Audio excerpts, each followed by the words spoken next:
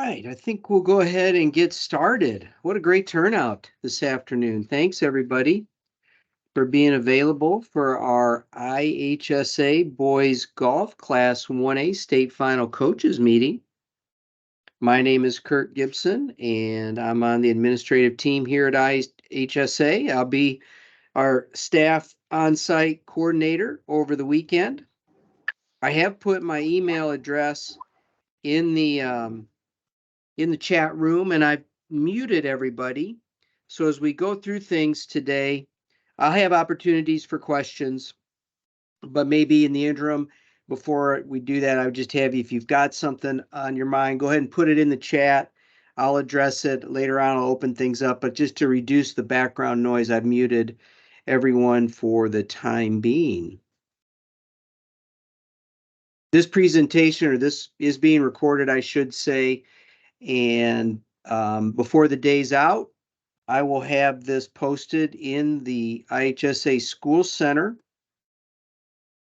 You'll be able to access it.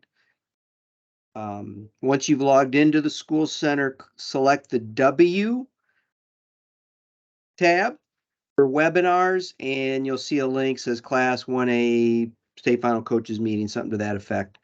And then all of this will be available at your disposal. Certainly, if you need to reach out to me before this weekend, that's why I provided my email address in the chat room. And yeah, with that as a little bit of a backdrop, we're going to go ahead and get started. I think you can see my screen. I'll be flipping through a few screens as we go through the presentation. There's a little bit of lag because I have a lot of screens in use and a lot of apps open. It just sometimes there's a little delay in changing the visual. So I appreciate your patience with that as we go through things. But I do want to congratulate everybody on qualifying for this weekend's state finals. The season is so short, but man, the state finals gets here, it seems like in a heartbeat once we get the train on the track. So congratulations. We hope the weekend's an enjoyable one. I know we throw a lot of information out at folks, but I hope to date you've been able to find things.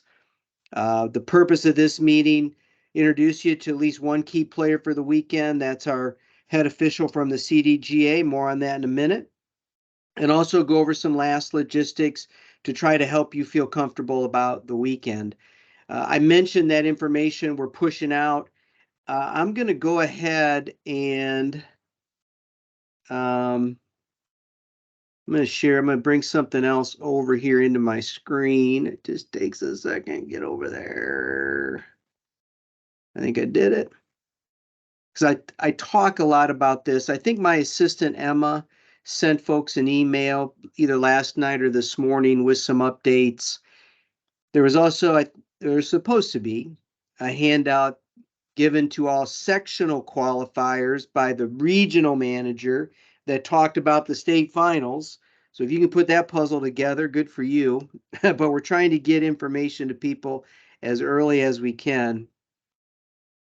But as I admit a couple more folks, I just want to draw your attention because this, if you haven't found this already, you may want to look for it. But on the boys golf page, which I believe see here, you can see right there in the center column, it says state final tournament. And there are some pieces of information there that I think would be useful for you. I'll just sort of keep that up. You can see that right in the just about the smack dab middle of that screen.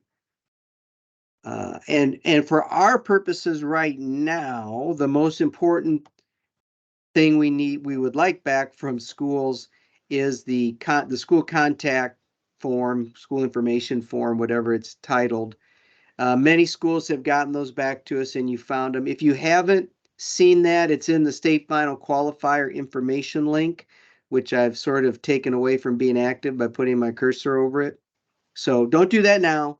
Do that later. You can send it in to us. It really just looking for some phone numbers in case we got to get a hold of somebody this weekend. But we appreciate that. And I'll be out at Prairie Vista for most of, if not all of, the weekend. Certainly be out there Friday and Saturday. There may be a time when I slip away to the other courses just to check on things. But by and large, if you need me, I'm going to be around this weekend at Prairie Vista. So I'm going to pull this page back. Get over there.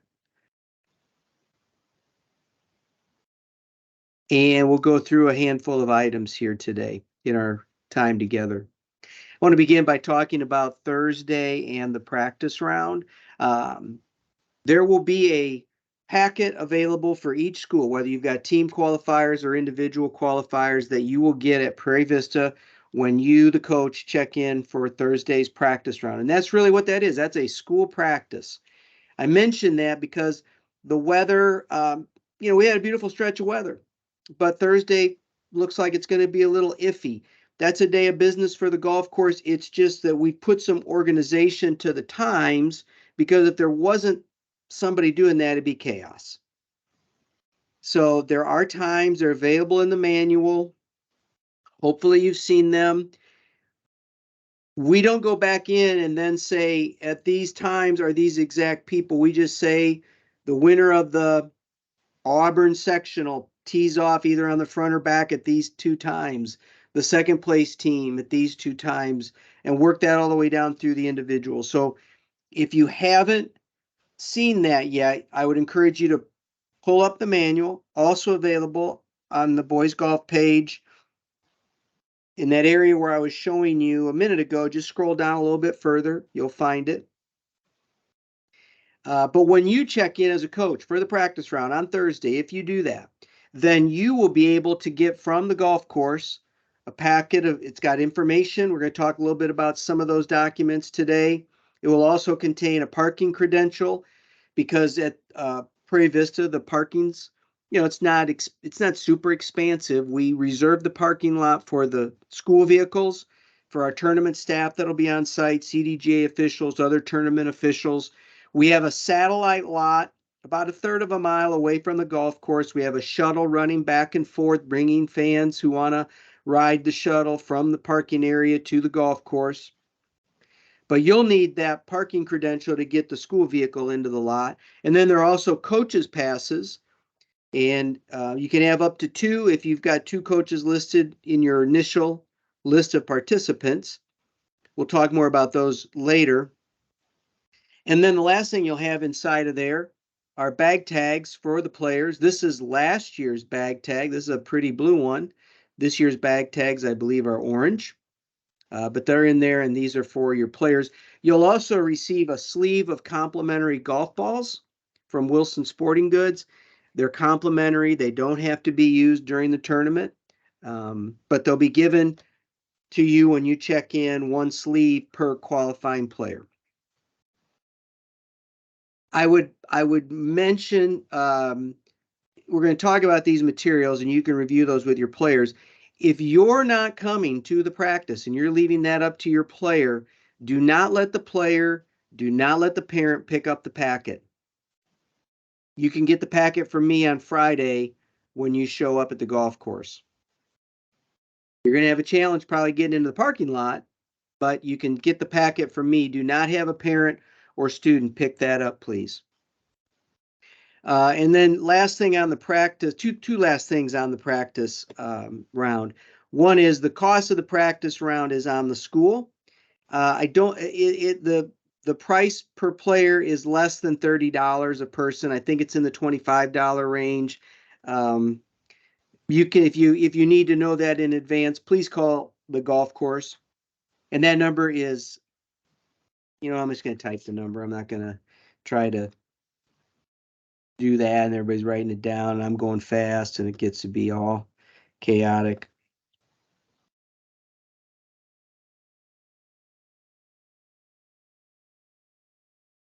So the other thing I wanted to say about the practice round is it does look a little, it's going to be a little rainy, I think, on Thursday. That's a day of business for the course. It is what it is. Some people might practice in the rain. Some people might not practice in the rain and just practice on a wet golf course. Not much we can do about it. The golf course will determine how and when people play. I don't expect that the course is going to be shut down or anything, but we had that question asked earlier.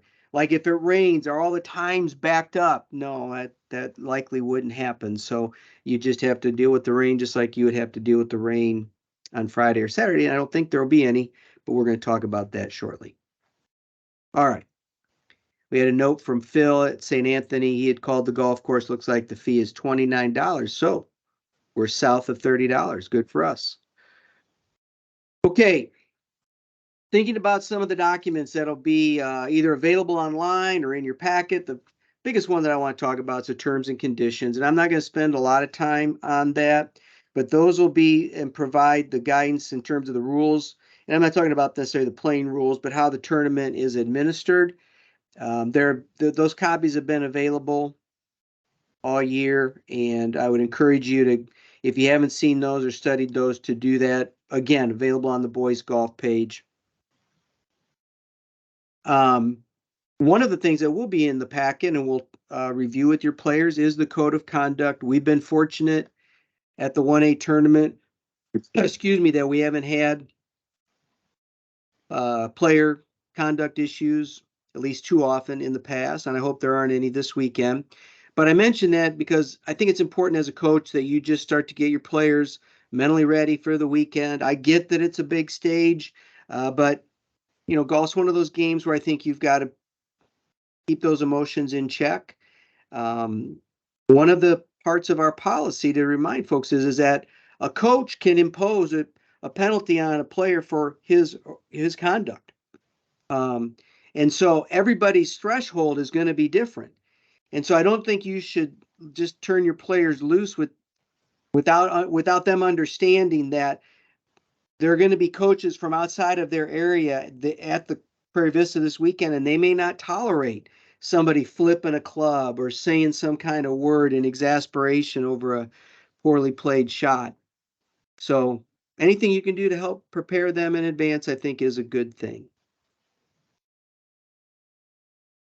All right, thinking about the playing groups, and in a second, this is where I'll introduce our CDAG lead official momentarily. But, you know, the thing that I want to emphasize is, first of all, the pairings for Friday's day one are available right now online.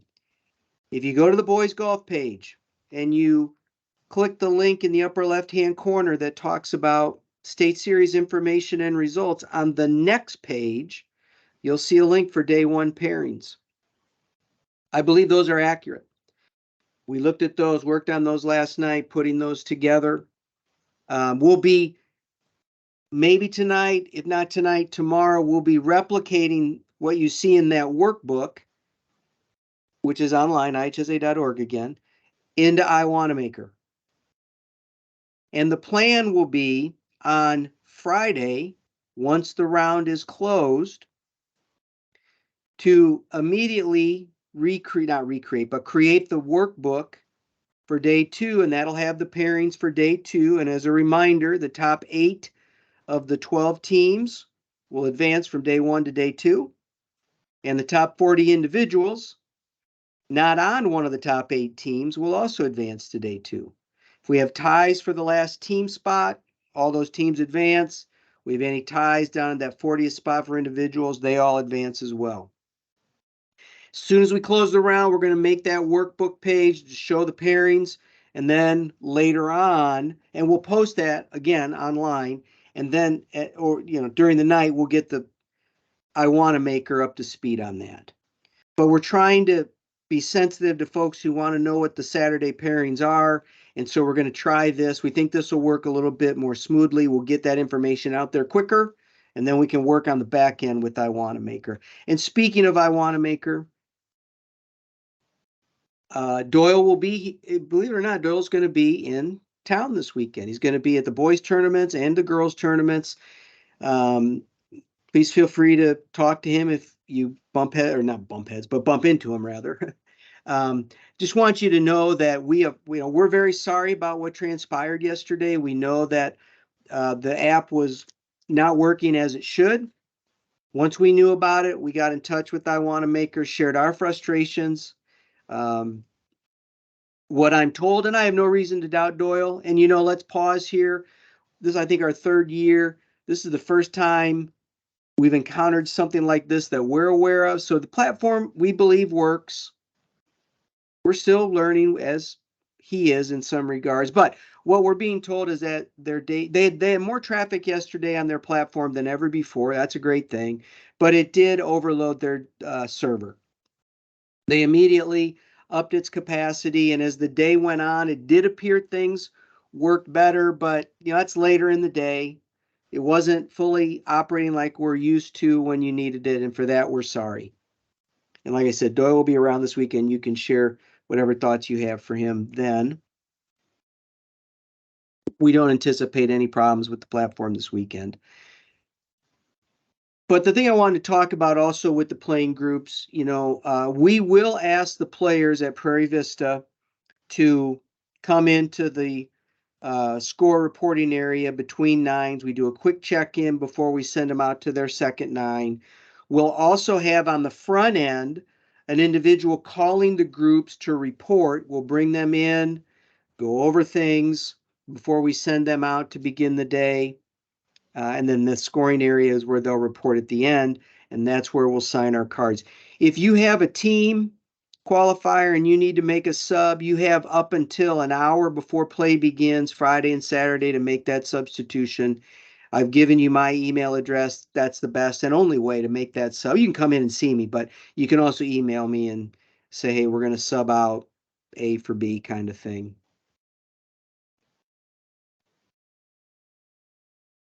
And then before we get into our short talk by our CDGA lead official, I would just ask for your help in making sure scores are being reported during the round, particularly if you're with your player or players and they're going to the next tee. Make sure those youngsters are saying to one another, looking one another in the eye, I had of this, I had of that, and that there are no discrepancies. The better job we do on the golf course, the quicker and easier it is for us to close out the day and get you the information you want in terms of Saturday's tee time. So we thank you for your help there. All right, we are fortunate, and as you see here on the screen, we are fortunate to have the Chicago District Golf Association working with our tournament. They have for a number of years. And the lead official this weekend at Prairie Vista, like he has for a number of years, is Mr. Rick LaHue. Rick, I've learned as the day's gone on, I've got the notice to competitors up and ready to go, so I'll step aside and let you go over that with these coaches. Thanks, Kurt. Can you hear me this year? Good. I could have had fun and said, what? But yeah, exactly. Yeah. I think you muted me last year on purpose. On behalf of the CDGA, first of all, thank you, Kurt, and congratulations to all the teams and individuals that made it this year. I know for the players, it's a big deal. I played in this many years ago, and I still remember it like yesterday, and it's a great event. It really can kickstart some of these kids to a great future. So, again, congratulations, and have a great time with this.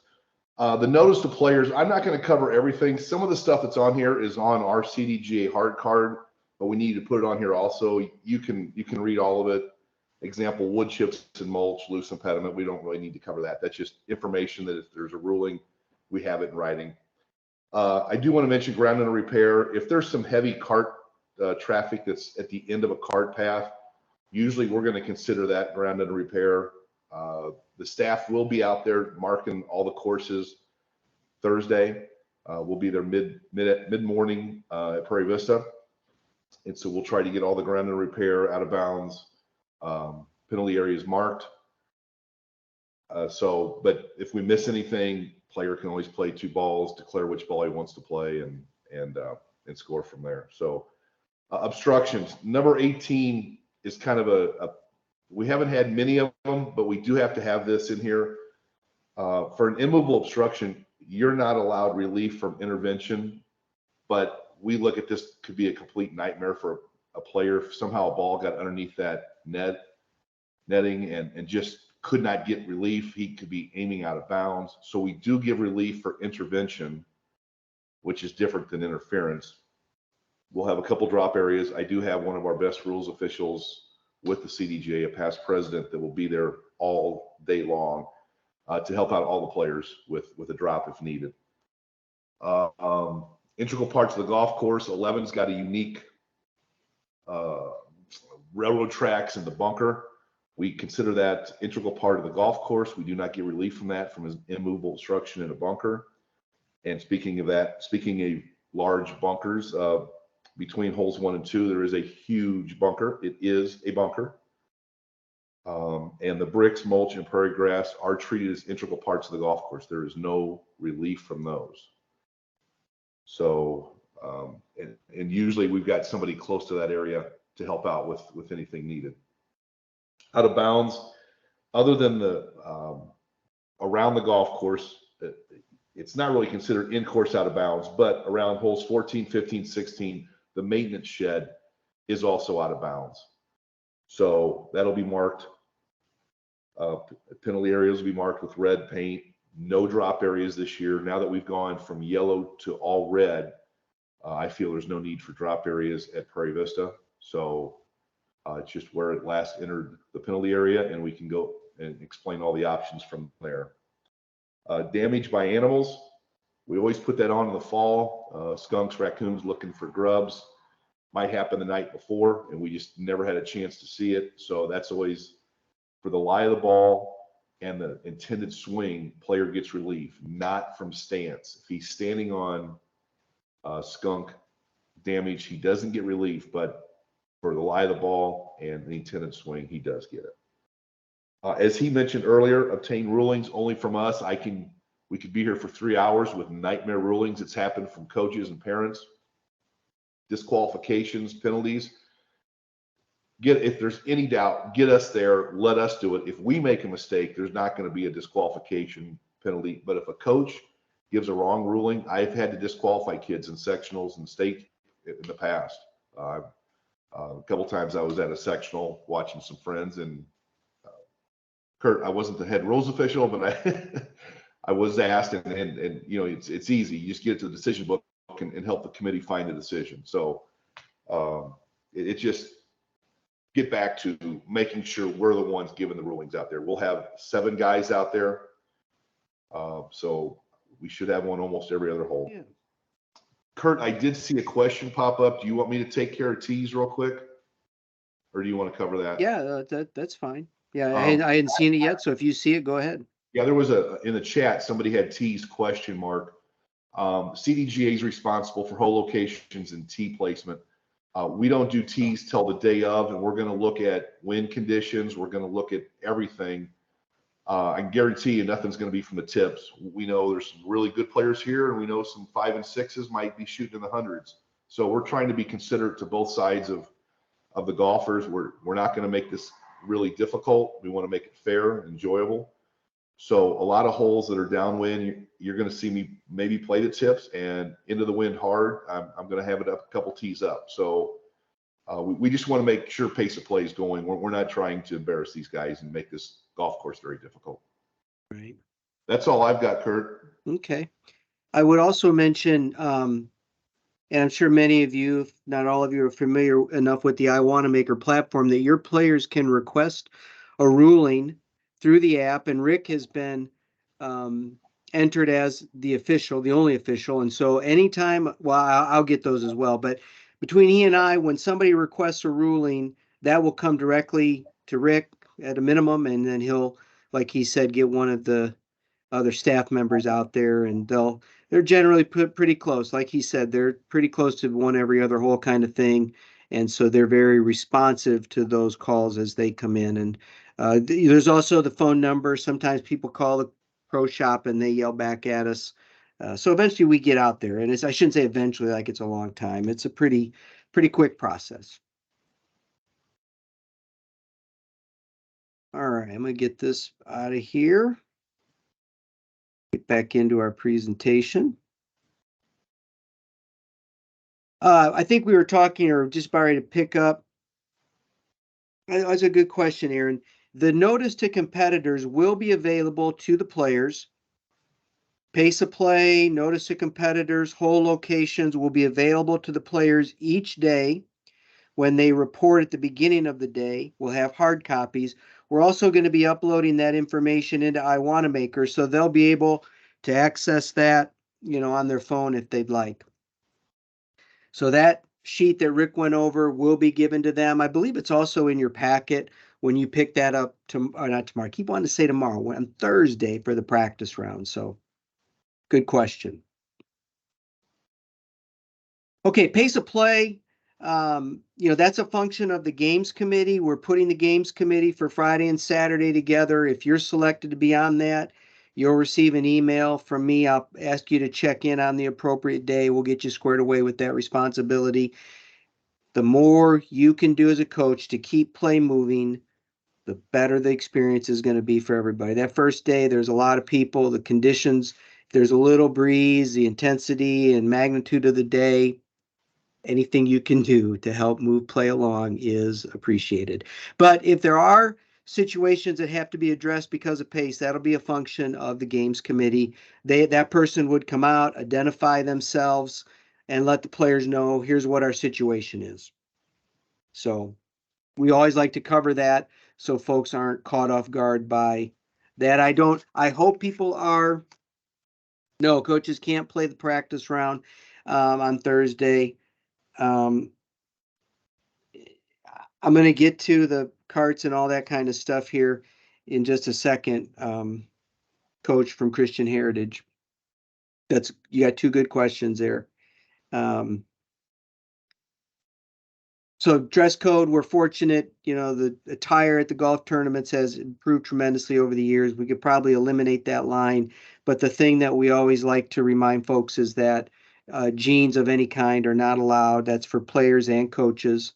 So we ask for your cooperation in that right now. We'll talk for a minute here about the weather. You can, in tee times, you can see what the weather looks like this weekend. We've had a beautiful stretch of weather here in central Illinois. Thursday, like I think I've said, it's going to be a little rainy, most likely. Some will play in the rain likely for their practice round. Others will just have a wet course that they're on. I'm hopeful that things could change, but it doesn't look like.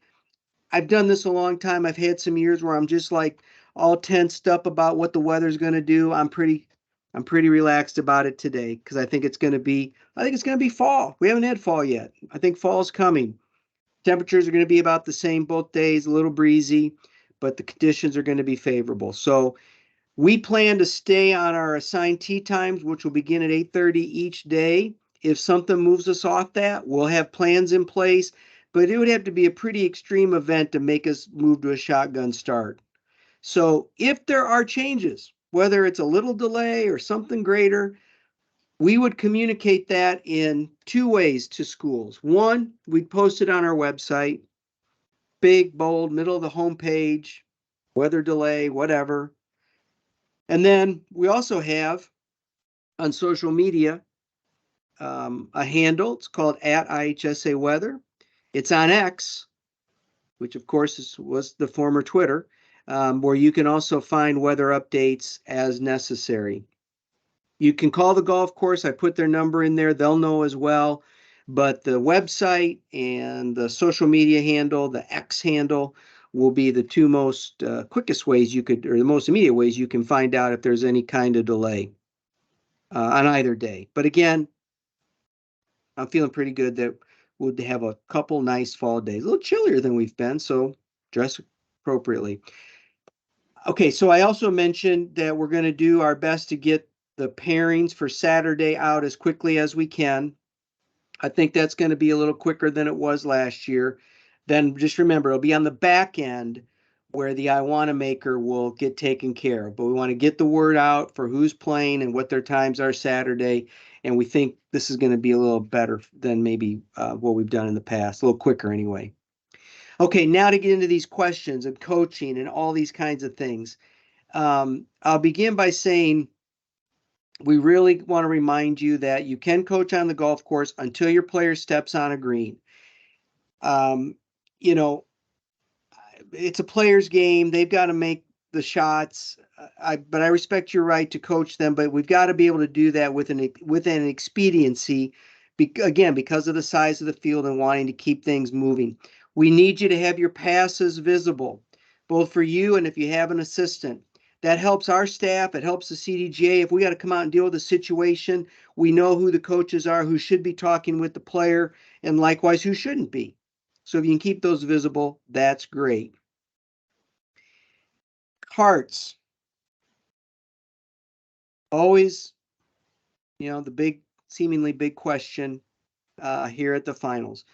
For those schools that have a team that is qualified, or for any school that has multiple individual qualifiers on either day of the tournament, and there'll be some folks who have the ability to rent a cart Friday that can't Saturday, possibly, likely, more likely than possibly. But if you have a team or you have multiple individual qualifiers, you'll be able to rent a cart from the golf course. I'm in the process of sending to all 3 courses here in town for each class those coaches that are able, or those schools rather, that are able to rent a cart on Friday. I'll then do the same thing for Saturday. The golf course will determine, and this goes to the question we had from Christian Heritage Academy, where they can go. We can do our best to encourage spectators to stay on the cart path, but who are we kidding? The reality is they're going to go where they're going to go. We don't have the ability to police saying you have to stay on the cart path. We prefer that the spectators, and this is in all of our information we've presented, to stay ahead of play, because when they don't, it does slow things down. Anything you can do as a coach to keep spectators ahead of the action, I think, is good, and keep them moving. And I think as a coach, you can give players in the groups that your players are in that courtesy reminder. Hey, let's not be moving or talking when it's another player's turn, whether they're putting or making a full swing. We will try to remember to do that.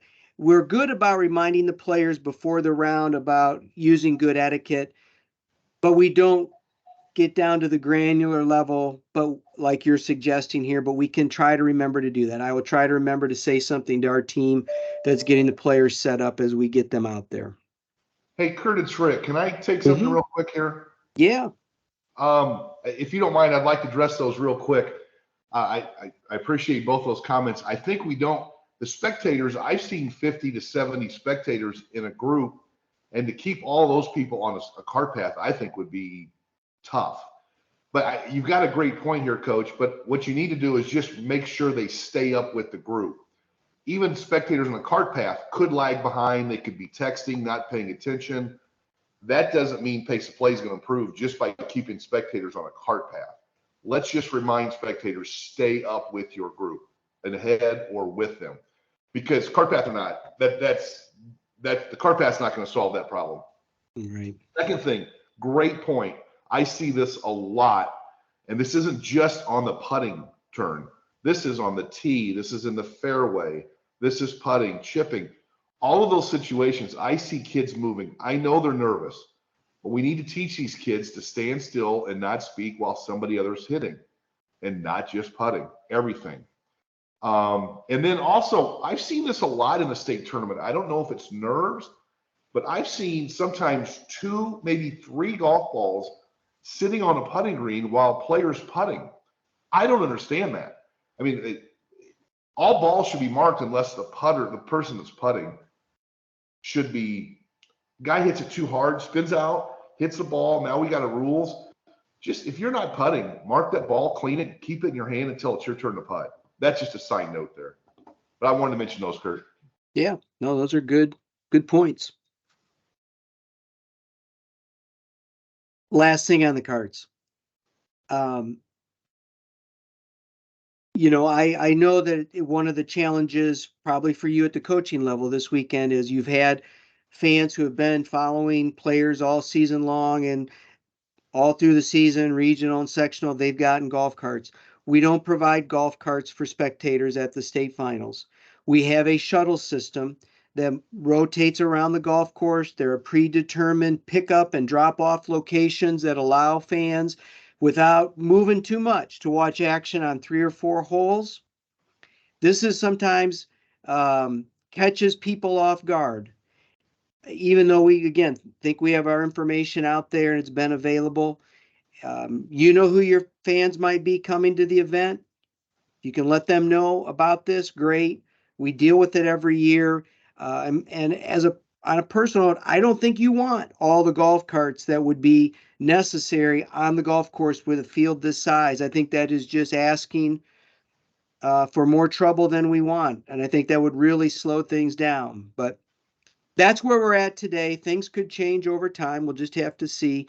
But we have an accommodation in place. It's unfortunately just not the accommodation people are used to.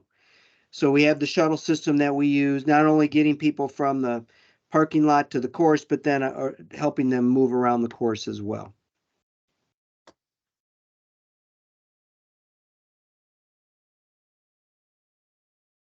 Okay, a few last things. This question has come up a few times this year. When it comes to distance measuring apparatuses or devices, as long as somebody's getting just point to point information, we aren't concerned about whether it's a rangefinder, a watch, or even a phone.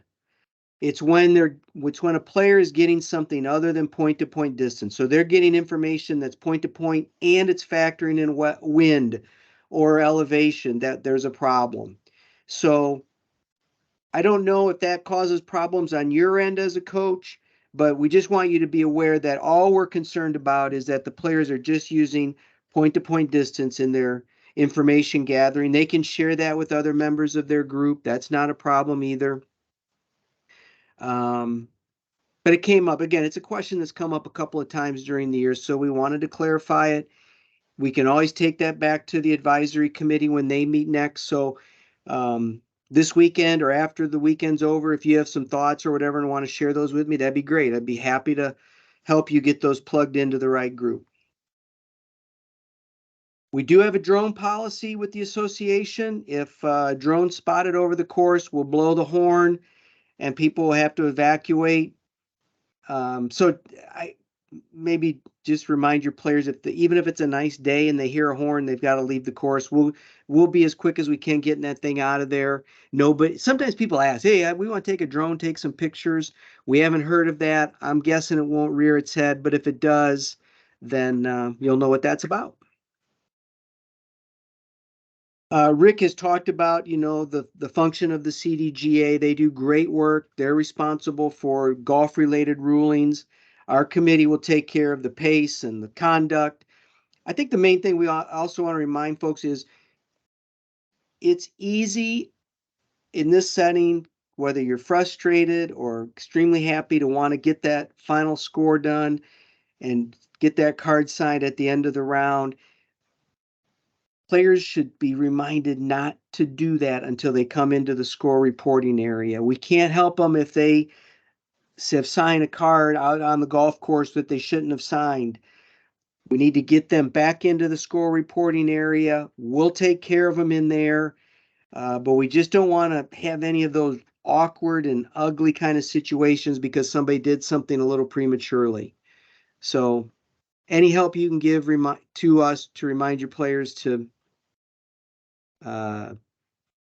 that regard, we'd appreciate it.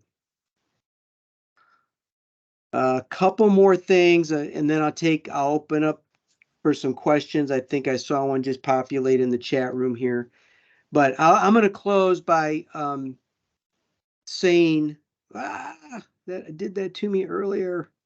I will be out at the golf course on Thursday from 4 to 4:30. If you have any questions of me, I'll be around. I'll be available. You don't have to come see me, but sometimes people do. I've shared my email address if you need me before then. And I'll be somewhere between the clubhouse concession area, the back room, getting things set up. So if you need something, feel free. If not, I'll see everybody when they come out on Friday morning. You do not have to, as I said, you do not have to check in when you show up on Friday or Saturday. As we get closer to the tee times, we'll have a staff person announcing, the 8:30 group report to a designated area. We'll bring all the players in, get them squared away, and then send them out to have a great day of golf. All right, let's see what questions we have. I'm going to go to the chat. See what we got.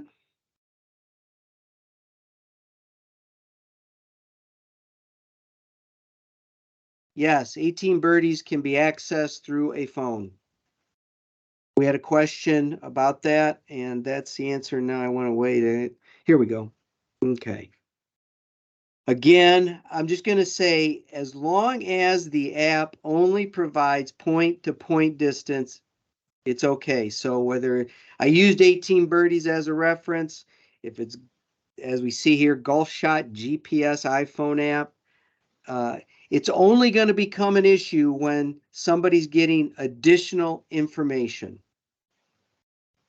meaning elevation change, like slope or wind.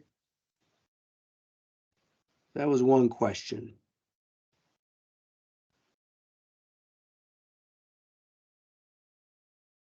Again, going back to the carts, we do not have carts for spectators. We have a shuttle system for fans that present either through age or some other kind of disability. We give those folks priority by providing them with the wristband. But the carts are for the coaches. They're not for, the school can't have a cart and then turn it over to a parent or somebody else. It's either for the coach or it's not. Practice round, coach cart, that's up to the course if there are some, and you can rent one. That's not an issue. And then another question on an app. Again, I'm not familiar with Strackline Yardage Book app. I'm going to continue to say the same thing I've been saying. As long as the app only provides point-to-point distance, it's acceptable, and it can be accessed through a phone. What I think is someday going to happen, somebody's going to say this. Somebody's going to, okay, it's 135, but my app's also telling me it's uphill 5 yards, so it's really playing 140. And another player is going to hear that, and they're going to turn them in, and we're going to have to do a big investigation, whether it's on the course or afterwards, and then somebody's going to, be in trouble. And it may not be with a phone, it may be with a laser finder. I don't know. Like, I couldn't play in this tournament with my laser finder or range finder because it does adjust for slope. So really the key again is just as long as they're getting point-to-point distance, the how they're getting it, whether it's again watch, app, or some kind of laser deal, they're okay. Kurt, we had one more question. And then we've got a question here about the manual. To my knowledge, the manual is on our webpage. I'm going to bring that over again. I apologize for the lag. Get up there. When I traverse across a bunch of screens, it takes a little while.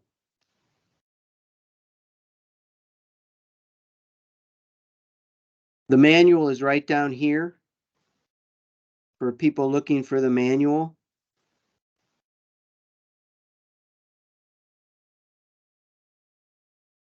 Click on that link and we have a new format so you can more easily flip through the pages. You can go to a specific area if you want, all that kind of good stuff. So hopefully that helps.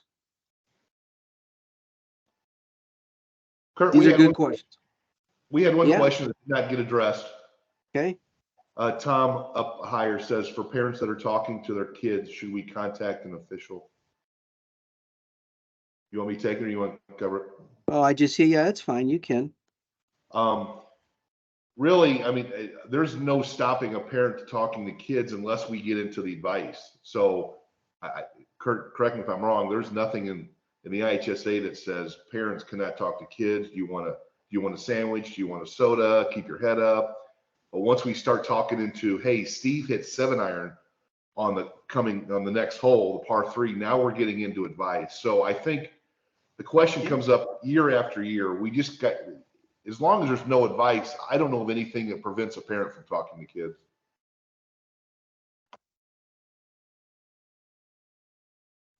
Yeah, I agree. That's a very difficult thing for us to police. But so again, I'm going to go back to, if you're a coach and you see a parent talking to a player in a way that you think is not allowed, and we've got information in the manual about this for spectators, a spectator code of conduct. I think the first thing I would do is I would go up and say, hey, I'm not sure what you're saying, and I'm not sure if that's allowed. You might want to give your players some space.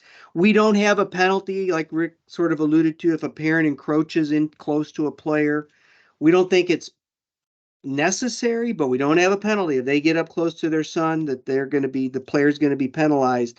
But I think the other thing you need to do at that point is find that player's coach and say, look, I just talked to your player on the 13th hole and the parents. The parents seemed a little close to the action. I'm not sure what they were saying. I didn't want to have to go there and penalize them or bring it to the attention of CDGA or IHSA. I think that's how we all have to work together in this. I think a lot of these problems or situations that arise can be handled if we all work together, instead of this, is this legal? Is this not legal? So that would be my advice, suggestion. You don't get penalized because I gave you my advice. Again, a bad golf joke, but an attempt nonetheless. I make sure I'm not missing anything. I appreciate everybody's time.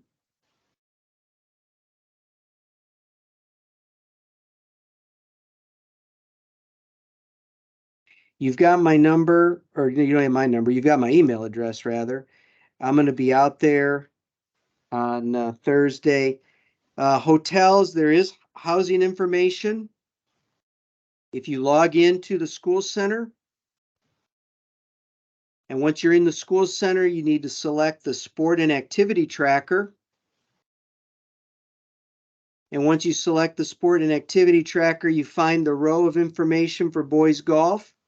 And in the far right-hand column, there's a link that's a link that says cases or case situations. There's a number of hotel properties here in Bloomington Normal that have made rooms available. There's contact numbers, people to talk to, prices, room types, all of that.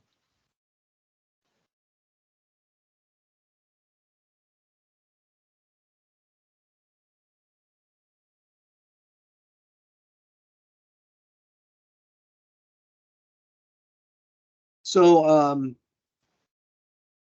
a copy of this presentation will be available. Again, it'll be available in the school center under the W tab for webinars. I'll stick around and make sure that gets done before I leave tonight. I'm just going to close by saying thanks to all of you for the work you do. It's a tremendous privilege to be able to work with young people, see them succeed, see them sometimes stumble, but learn from it.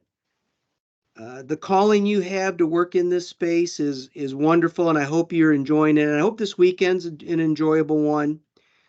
We've been fortunate, as I said, to work with CDGA. I think this is Rick's last maybe year in this kind of capacity, and we want to thank him for all his efforts. And I've enjoyed working with all of you. And this is going to be my last go around as well. So let's all have a great weekend, but just know I'm going to be there. You need something, get a hold of me, and we'll make it as good of an experience for everybody as we can. So with that, I'm going to close our meeting and just wish everybody safe travels down to Bloomington. See you in about 48 hours. Have a good one.